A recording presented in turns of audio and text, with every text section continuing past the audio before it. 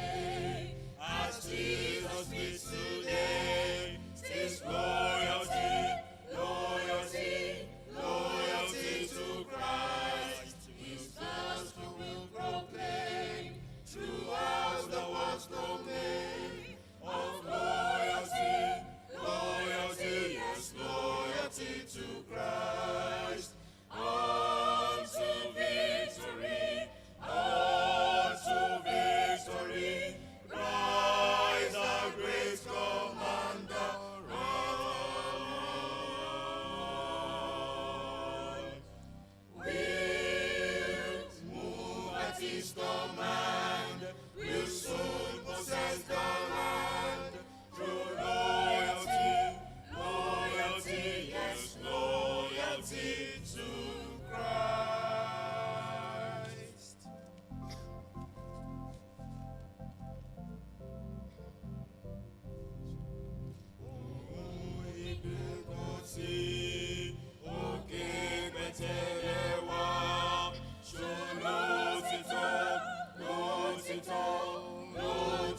Sí, Cristo, que va orino, que bosiduno, losito, alosito, sí, Cristo, losi shagun, y ashebalugu.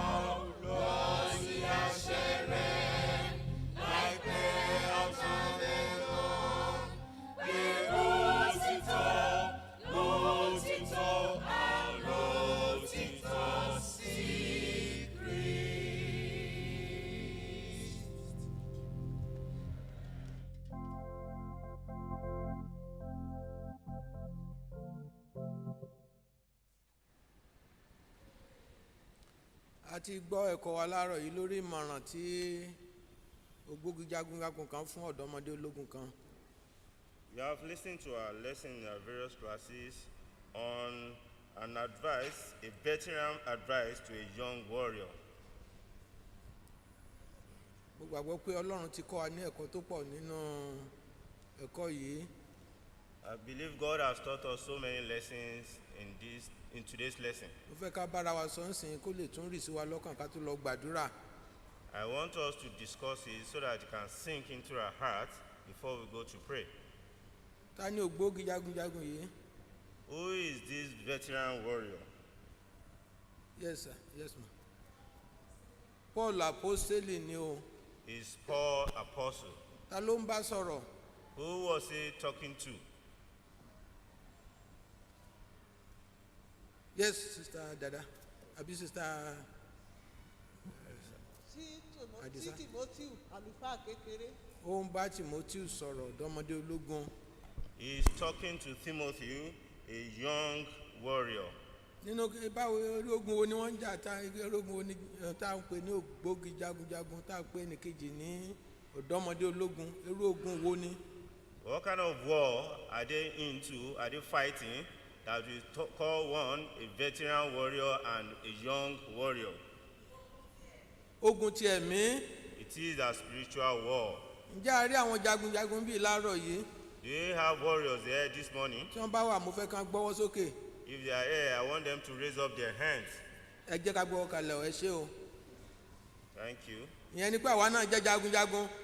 That means we too, we are warriors. Ọ̀rọ̀ tí Paul ń bá Timothy sọ ajẹ́pọ̀ ń bá wa náà sọ. That word, those discussions that Paul was sending to Timothy, that means he's telling us too today.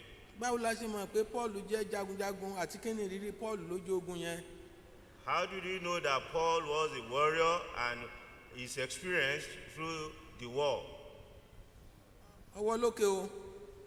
Hands up. Torí mo gbà pé àwa náà fẹ́ jagun bíi ti Paul àbí? Yes. A sì fẹ́ parí ẹ̀ bíi ti Paul àbí bẹ́ẹ̀ kọ́? Yes. kí ni àwọn ìrírí tàbí báwo la ṣe mọ̀ pé ó jẹ́ jagunjagun kí ni yes ma. Paul jẹ́ jagunjagun tí ó nítorí pé ó bá oríṣiríṣi nǹkan pàdé, ó bá wàhálà pàdé, ó bá inú níbí ni. Sorry ma, kó lè yé wa ìgbà wo ló di ọmọ ogun, báwo ló ṣe di ọmọ ogun. Bó ṣe di ọmọ ogun ni ìgbà tí ó bá Kristi pàdé lójú ọ̀nà nígbà tó ń lọ sí lójú ọ̀nà Damascus tí Jésù yọ sí, Jésù bá pàdé ní ojú ọ̀nà Damascus nígbà tó ń lọ ṣe inúnibíni sí àwọn ọmọ Ọlọ́run, Jésù bá pàdé níbẹ̀. Ẹ ṣé o, Jésù bá pàdé kí ló wá ẹ ṣe ẹlòmíràn ìgbà tí Jésù bá pàdé kí ló ń wá ṣe, kí ló ṣe ìgbà tí Jésù bá pàdé bra Kẹ́hìndé. Ó káwọ́ sókè fún Jésù. Ẹ ṣé o. Lẹ́yìn tó ti rí ara rẹ̀ pé òun ṣe inúnibíni sí ọmọ ẹ ṣé o, ó káwọ́ sókè fún Jésù gbà tó mọ̀ pé òun ṣe inúnibíni toró bè lọ́wọ́ Olúwa pé Olúwa kí ló fẹ́ kí òun ṣe kí ni. Ẹ dáhùn. Ó béèrè lọ́wọ́ Olúwa kí ló fẹ́ kí n ṣe báyìí, mo mọ̀ pé mò ń ṣe inúnibíni sí ọmọ ìṣe nǹkan tó dáa, kí ló fẹ́ kí n ṣe.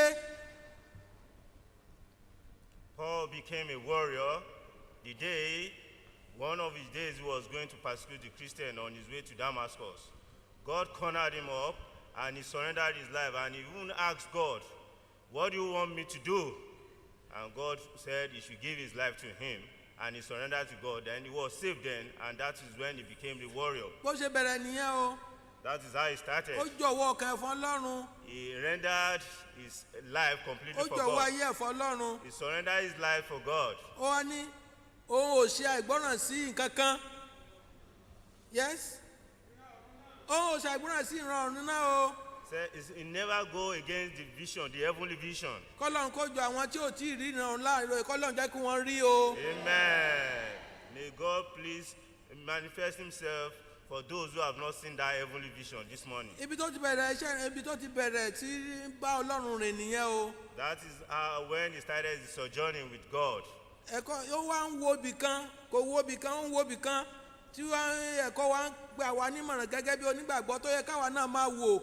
He was not looking somewhere, but he was forging ahead. He was looking at something ahead of him, which we are meant to be looking at this morning as a Christian.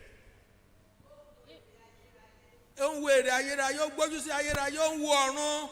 He was gazing to heaven. He was expecting the everlasting reward. Ó ní níwọ̀n gbá òun ò wo ohun tí à ń ṣe kí ni. Ó ní òun wo ohun tá à ń rí o. He was not looking at what we are seeing. Ó lóhun tá ò rí lòun wò. He was looking at the unseen things. Ìyẹn ló ń rí. That is what he sees. Ìyẹn ló ń darí ayé ẹ̀. That is what is directing his life. Torí tá a bá ń wo tayé yìí kí ni Paul ní gan. If you are looking at this physical world, what does Paul has?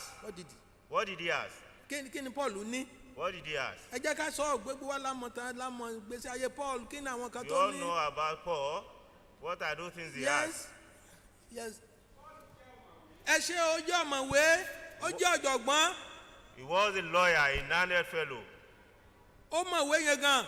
He was so intelligent. Ní ti òfin jù, ó mọ̀ dúdúdújú, ó lóun kọ́ ẹ̀kọ́ lábẹ́ ta nìyẹn.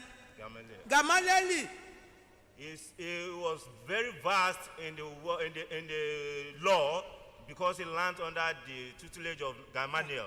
Gbogbo òwe tó kọ́ ń bí ìta bá ń kà báyìí, a mọ̀ pé kì í ṣe èèyàn lásán ló kọ̀wé yìí. Yes. Ní gbogbo àwọn tí Paul kọ yẹn, gbogbo nǹkan tí Paul kọ, ẹ mọ̀ pé ẹni tó mọ̀ nípa nǹkan tó ń sọ, òun ló kọ. Ògo ni fún Ọlọ́run. Amen. Everything, every epistle Paul wrote, we will know that it's not another person that wrote it. It was through the inspiration of God. Glory be to God. Pẹ̀lú gbogbo nǹkan tó nìyẹn, kí ló wá fi ṣe? Kí ló fi ṣe? With all these things that he has. Pẹ̀lú ìwé tó mọ̀, pẹ̀lú òye tó ní nípa òfin, kí ló fi ṣe? All his knowledge of the law, what did he use it to do? Bó ló darí ẹ̀ sí? Where did he divert it Yes. to? Ó darí ẹ̀ sọ́dọ̀ Ọlọ́run. All his knowledge, all his intellectual, he directed it to things Ó of God. darí ẹ̀ sọ́dọ̀ Ọlọ́run. He directed it to the things Káwa of náà máa God. wọnú gbèsè ayé wa. We will to check ourselves. Kò sẹ́ni tọ́lọ́run fi sínú ayé tí ò dá nǹkan kan sínú ayé ẹ̀ tó jẹ́ ìrànwọ́ tó lè jẹ́ ìrànwọ́ fún iṣẹ́ ìránṣẹ́ ìrere yìí. There is no individual that God has created into this world that is not he has not imbibed something that can be of benefit to the gospel of Jesus Christ. kọ́lọ́run ràn wá lọ́wọ́ bó ṣe ran paul lọ́wọ́. May God please help us as he has helped Paul. paul ó ní gbogbo nǹkan tó lè já sí èrè fún òun kí ló lóun kà sí. ó ń kà sí òfò ó ń kà sí ìgbẹ́. All things that could be of benefit to him, he counted it to be nothing. kí ni ó jẹ́ káwọn èèyàn sin ọlọ́run lé ní. Why are people not serving God today? kí ni. Why? wọ́n fẹ́ tẹ́ ara lọ́rùn ni. They want to satisfy the flesh. self gratification ká tẹ́ ara ẹ̀ lọ́rùn ṣá. Self gratification, being contented or satisfying someone's self. kí ni paul ṣe sí ara ẹ̀ kí ló sọ pé òun ṣe sí ara òun. What did Paul say he did to his body? yes ọwọ́ tó wà lẹ́yìn. ó ní òun kú lójoojúmọ́. ó lóun kú lójoojúmọ́. He said he dies daily. gbogbo nǹkan tó lè já sí èrè ó kà sí ìgbẹ́ ó ń bá tiẹ̀ lọ. Everything that would look like gain, he counted it as nothing, and he was going his way of God. ọ̀mọ̀wé tó wá di ẹni tó ń kí ló ń ṣe kó tó jẹun pàápàá níbi iṣẹ́ ìránṣẹ́ yẹn. yes. ohun agbọ̀n. ó apẹ̀rẹ̀. ń pa àgọ́. ó ń pa àgọ́. A whole intellectual person, well-learned, he left his vocational job, he left his experience, and he became a tent maker. ohun tó ṣe nìyẹn o. That is what he does. kọ́lọ́run ràn wá lọ́wọ́ o. May God help us. àwa náà ti wọnú ogun o. We too, we have entered the war. níwọ̀n ìgbà tá a bá ti jọ wáyé fún ọlọ́run àwa náà ti wọnú ogun. Once we surrendered our life to God, we are in the war. gẹ́gẹ́ bí ọmọ ogun àwa di jagunjagun. As a warrior, as an individual, we now became a warrior. wọ́n wá fi ogun àti àkìísọ oníṣòwò. We are not a trader. kí ni àwọn oníṣòwò àti jagunjagun ló fi yàtọ̀ síra wọn. What are the difference between a trader and a warrior? ó yá o. a soldier and a tradesman. A tradesman and a soldier. yes ó wà ní ẹ̀kọ́ wa pé a ti di soldier a ṣe tradesman a ṣe oníṣòwò. yes.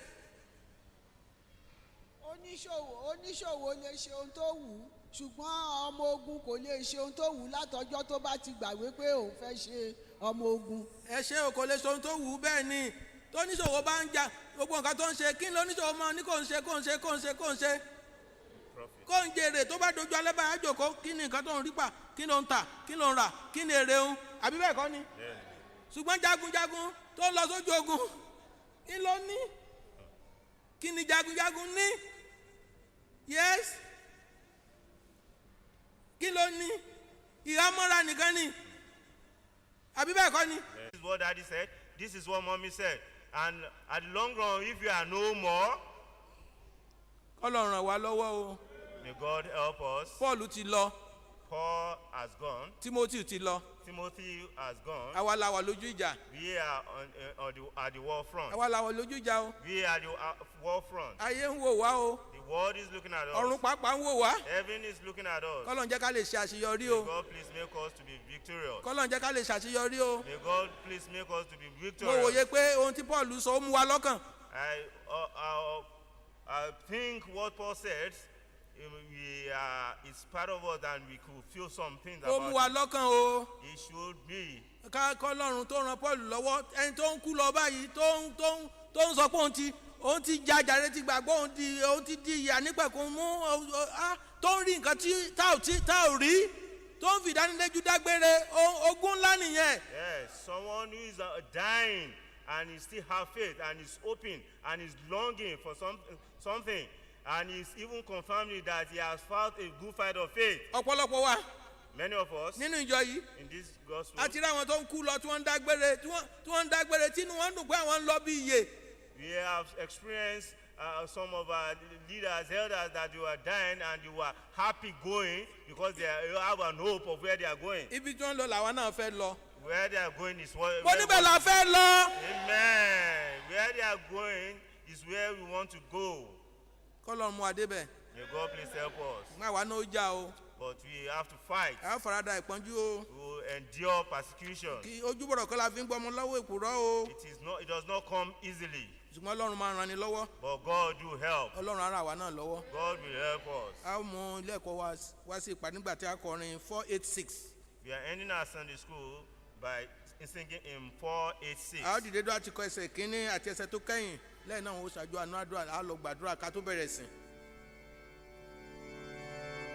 ìgbà tí ó bá ń lọ sílẹ̀ sílé ọ̀run máa Jésù tètè lómi lórí